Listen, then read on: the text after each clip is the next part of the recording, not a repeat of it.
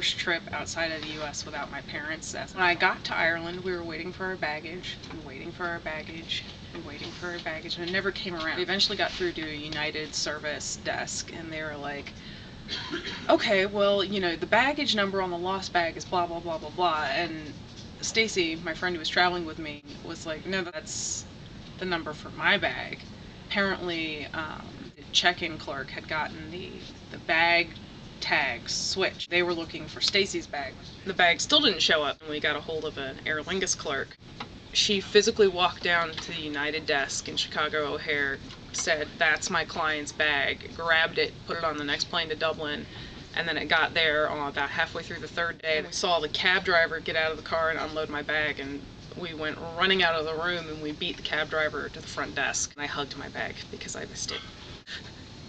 I did. I squeezed it like a teddy bear. It was awesome. I had the foresight to bring an extra pair of underwear and an extra t-shirt with me in my carry-on. Washing my underwear in the hotel sink with the, you know, the little bar of hotel soap, and then hanging it over the shower curtain rod at night to dry. And I had to rewear the same t-shirt 2 times in a row and like put a hoodie over it or a sweatshirt or wherever it was that I had. And I felt pretty grody because, you know, my jeans were getting dirty and shirt was dirty, and I was wearing, you know, kind of starchy underwear because the soap was just not good. It was not a fun time. Way back, they lost both our bags, but they'd taken my luggage tag, which was a picture of me and Stacy, and then my contact information on it. So for a while there, I thought I was going to have an airline stalker.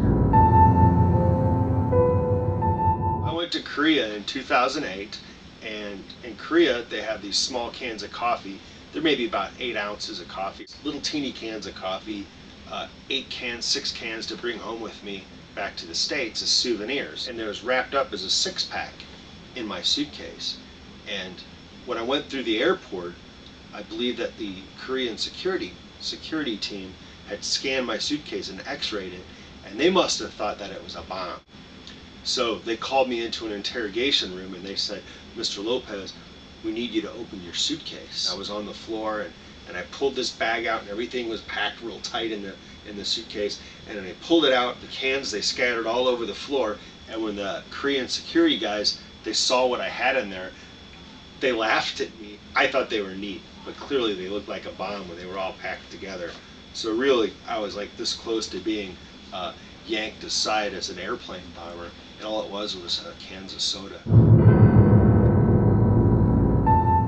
I went to Europe for 2 weeks for work. The day before we left, we visited Mount Etna, and I purchased a necklace for each of my daughters made of the volcanic rock. I get the stuff home, and my girls are very excited to see me, and so I want to give them their gifts. I open up my suitcase, and the bag that the necklaces and postcards were in is slashed.